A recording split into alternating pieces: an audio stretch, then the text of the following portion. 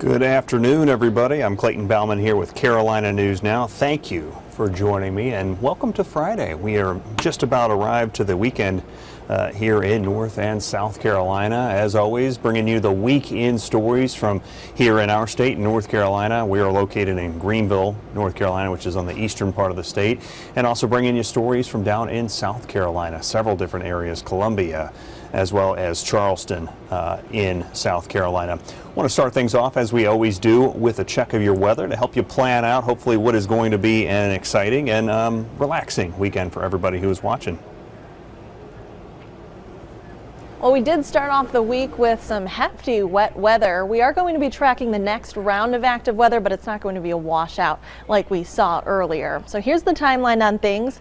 Getting into Saturday night, some western parts of the Carolinas going to get in on some light showers. Again, nothing too substantial. Then as we head into Sunday, this is going to continue to slide across the state, also switching the wind direction, as you'll notice on these arrows. Now you'll also notice on the northern side of this, little bit of a wintry mix, very limited accumulations expected, especially as this does head east.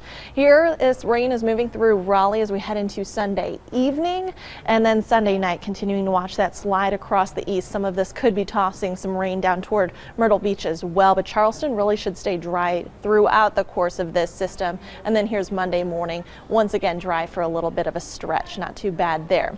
Now, as for the rainfall totals, most of us are looking at 1/4 inch of rain or even less. You can see part of the eastern parts of North Carolina and then much of South Carolina staying dry or very, very little actually accumulating rainfall throughout the course of this. Temperature is also going to be a factor. Saturday looks gorgeous for just about everyone. We are going to be above average temperatures. Most of the Carolinas reaching into the 60s. Some of us could see the low 70s, at least briefly in the afternoon. You can see Asheville will be the cold spot. But then as we head into Sunday, we all start to cool off, especially northern parts of the state's going to be quite chilly. So we'll be continuing to watch this transition back to winter as we head into the new week. So we'll keep you updated, keep checking back here for the latest. All right, that was Chief Meteorologist Star Derry with a regional forecast for North and South Carolina. Going to jump into our stories for this week, and we're going to start you off in court here. This is down in South Carolina. This is a bond hearing for Cassandra Dollard. She's a police officer who's been charged with manslaughter in the shooting death of 46-year-old Robert Langley. Investigators said that Dollard killed Langley following a police chase in Georgetown County. In arguing for a high bond for the officer, the solicitor, which is like a district attorney here in North Carolina, said the chase ended almost 9 miles outside of Dollard's jurisdiction and reached a max speed of 127 miles per hour. The solicitor said Dollard thought she saw something in Langley's hand, possibly a weapon. As Camry Sylvie explains, loved ones say they believe Langley died in a cruel and unjust way. Family and friends of Robert Langley, who they call Junior, remember him as being kind, saying he was a hard worker and was able to make almost anyone laugh. Now today, tears rolled down their face after watching dash cam video of Langley being shot and killed by a police officer. Now the family's attorney, Bakari Sellers, says in that horrific video, family members could hear Langley gargling on his blood and fighting for his life. Now his family and his attorneys say they demand justice. What they had to see today is something that no family should ever have to see. We do know Robert Langley should be alive today. We do know that he was taken from us in a cruel fashion, in an unjust fashion. We know that he was unarmed. We know that he posed no threat. We know that he was not attempting to harm the officer in any way. Would harm nobody. If you asked him for his shirt today and you didn't have one, he would give it to you. That's the type man Robert was. He was always encouraging to all of us. We loved him. We all loved him. Want me to finish? To the sunshine to everybody, rainy day. That was Camry Sylvie reporting with WCSC down in Charleston, South Carolina. To eastern North Carolina, our neck of the woods right now here at WITN, where we looked into claims made in a letter written by a Republican congressman that he sent to the Secretary for the Department of Homeland Security. In it, the claims surround a hotel in the Jacksonville area and what a witness said they saw concerning buses and, quote, unusual and suspicious groups of individuals. Our Derek Rush dove into the claims and discovered the truth to be anything but suspicious. 5 buses of foreigners being dropped off at a hotel. That is the call made to Jacksonville city officials and U.S. Representative Greg Murphy. Only that's not what really happened. What we found was that there were 5 empty buses that were staying at a hotel, and at the same time, about 15 people from a different nationality were checking into that hotel. Unfortunately, people assumed things. Woodruff says bus drivers were just passing through and stayed the night in Jacksonville. The assumptions about what might be going on led Representative Murphy to write a letter to Homeland Security and post it on Facebook before any facts were known. I asked Congressman Murphy, why make the letter public before knowing what was actually going on? We received a complaint from a constituent who sounded like a credible eyewitness. The report was very consistent with many reports that now we're hearing nationally, even with video footage of foreign nationals being transported by bus. Given the environment that we're living in and the somewhat unusual circumstances that were reported, we fulfilled our duty to act on the behalf of our constituents. That post has now been shared more than 160 times and has more than 300 comments. Some, like Joanne Warren, glad the congressman looked into the complaint, saying, "Thank you, Congressman Murphy, for doing the right thing by your constituents and asking these questions." But others, like Mike Dickinson, wrote, "What are your findings? Or was this posted just to fire up your base?" I gotta ask you, can you see how this could maybe, ruffle some feathers a little bit? I'm not here, Eric, to worry about ruffled feathers. I'm here to represent the safety and security concerns of the people of the 3rd District. Again, given the reports that have been going on across this country about how foreign nationals are being brought into communities, I hope people can understand I'm doing my job. And if I ruffled a few feathers, I'm sorry. Murphy didn't say if he plans to update his post now that it's been determined what happened. And a message to citizens about the rumor mill. I think the message that we all need to receive as citizens of this country is let's make sure we look for the truth before we make assumptions. Reporting for Carolina News Now, I'm Derek Rush, WITN, Jacksonville, North Carolina. And an update to the story since we last reported on it last night. This is over on the Congressman's Facebook page where he went and updated that February 9th post. You can see I have it highlighted in the top right-hand corner saying update. On Wednesday, I submitted a federal inquiry on behalf of a constituent. We have since received word that this report has been cleared by local authorities. Thank you to our local officials for investigating this matter. My office is the federal liaison for the 3rd District, and I will always advocate on behalf of my constituents. I'm grateful that we now have clarity for our community. All right, sticking with politics, going to head to South Carolina, back down to South Carolina now, where a bill to legalize medical marijuana in South Carolina is headed to the state's House of Representatives. The bill cleared a major hurdle late Wednesday night when the Senate voted to advance it by a 28-15 margin. Senators from both parties voted both for and against the legislation that night, capping off 3 weeks of debate. Mary Green from WIS has that story.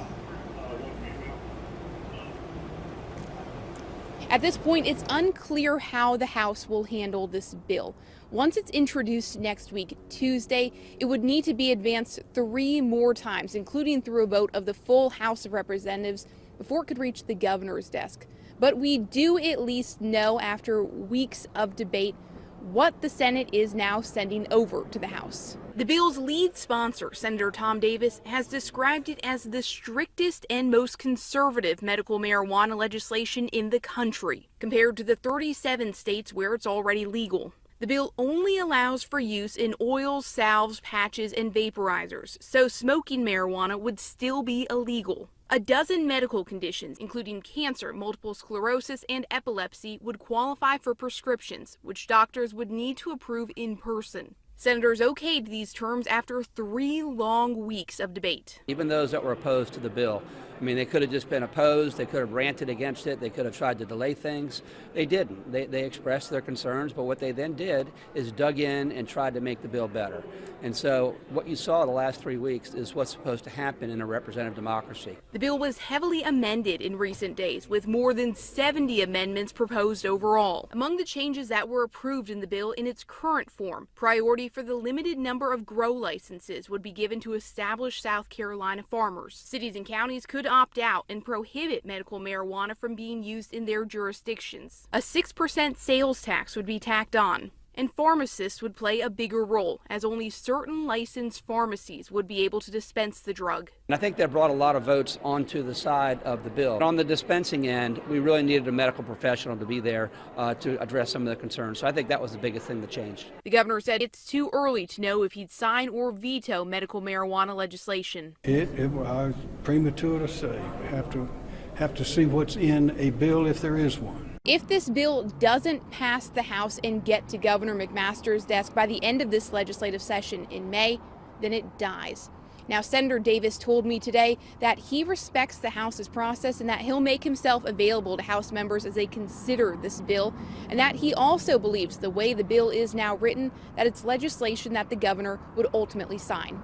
Reporting from the State House, I'm Mary Green. All right, Mary Green with Mary Green with WIS down there in Columbia. Valentine's Day is right around the corner, and that holiday is no safer from scammers than any other day of the year when people are trying to separate you from your hard-earned money. That comes with the subject of love. People trying to pull one over on someone who's just trying to find another person to spend some time with. WECT's Michael Pratt's looked into the subject of romance scams. From Facebook to dating apps, looking for love online is nothing new. But as technology advances, it makes it easier for scammers to make you fall for them and their cons. According to FBI records WECT received from a records request, one of the most popular sweetheart scams is catfishing. The scammer pretends to be someone to start a relationship with an unsuspecting victim. Then they inevitably ask their victim to send them money. Derek Schmidt of the tech company Design Loud went through some simple steps to see if a person is who they say they are. You can use reverse image search, so you can download their image profile or some of their pictures from their profile and upload them to the images tab of Google and find out where else those images are being used. So whether it's stock or it's somebody else's image. Blackmail is also a common tactic we found with the FBI files of people who were scammed. It's not the most common type, but it is something Attorney General Josh Stein says he has investigated. I have no doubt that some of these romance scams end up in blackmail. That is not typically the way the complaints come to my office. One report we saw came from a soldier who met a woman on Facebook. After chatting, she asked if he would be willing to do a video chat with her. When he got on the call, things got intimate. He soon found out that he was being recorded. The scammer then threatened to release the videos to the Army and co-workers unless he paid her. So he sent the money. But nothing on the internet is ever really gone. Once it's out there and it's connected to the internet, it's retrievable. And in some way, shape, or form, like somebody is always able to retrieve that. Stein's office does investigate these crimes, but it's often difficult to get that money back. One common theme we saw with these FBI files: many of the scammers are not located in the United States. It's very hard to ever find out who the culprit is because they can be anywhere in the world. They're just some nameless person behind a computer screen representing to be some handsome photograph or a beautiful picture. At the end of the day, when you're looking for love, it's best to protect your heart and your wallet.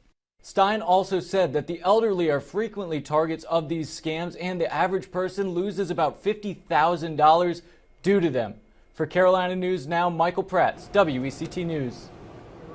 Pretty scary stuff. Be careful out there this Valentine's Day holiday. Our last story now, we got the Super Bowl coming up, Super Bowl Sunday, and a community in North Carolina is really excited because one of their own is a player in that big game.